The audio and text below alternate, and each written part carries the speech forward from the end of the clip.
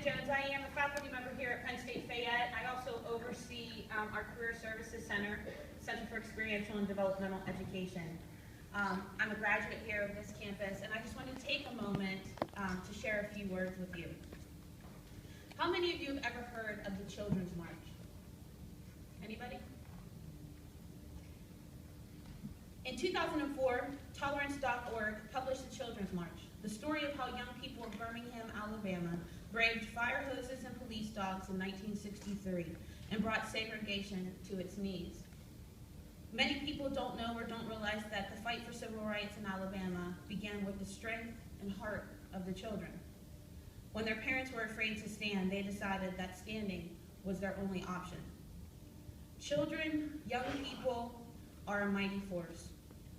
With each generation, we as a society have the opportunity to start fresh, to right wrongs, to raise up a new generation. You, my friends, you young people, are that mighty force. Dr. King, the man who we honor today, was a young man. Was a young man. We've celebrated his passion, his conviction, and his works for more than 50 years. At times, I think we forget just how young he really was. His road to excellence started out just like your journey. In 1939, at the tender age of 10, Dr. King sang with his church choir at the opening of the movie Gone with the Wind. Google it, because you probably don't know what I'm talking about. So today we salute you, the artists, receiving the Performing Arts Excellence Awards.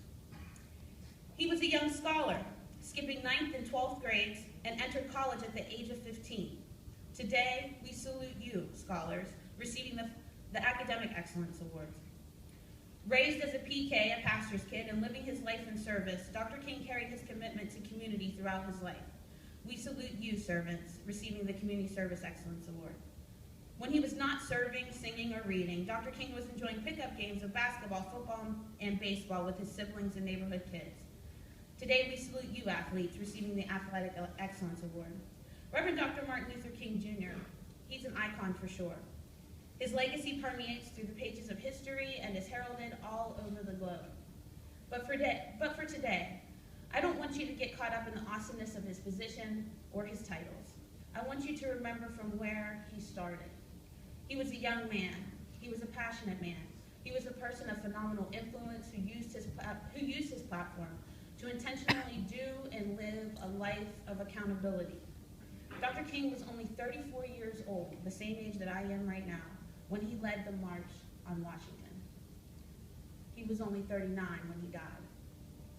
We are all called to do something, or we're all called to do many things, whether it lead our team in sports, excel in academics, use our gifts of music, or serve the community. We are all called.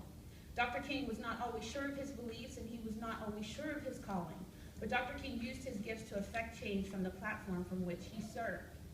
You honorees, I challenge you to use your platform, your role as a young person, as a daughter or a son, as a brother or a sister, as a niece or a nephew, as a cousin, as a student, to live accountable. Gandhi once said that we must be the change we wish to see in the world. Don't be overwhelmed with the size of the problems we face. I challenge you to just do your part, to be the solution. Parents, we salute you today in your ability to raise up the best and the brightest.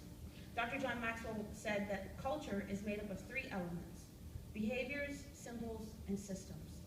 What we do, what we see, and what we live determines our culture. There is nothing that I or we can teach our youth that will affect change. Only our behavior will do that. Thank you for being the example. We will now have Susan return to the stage to give out the certificate.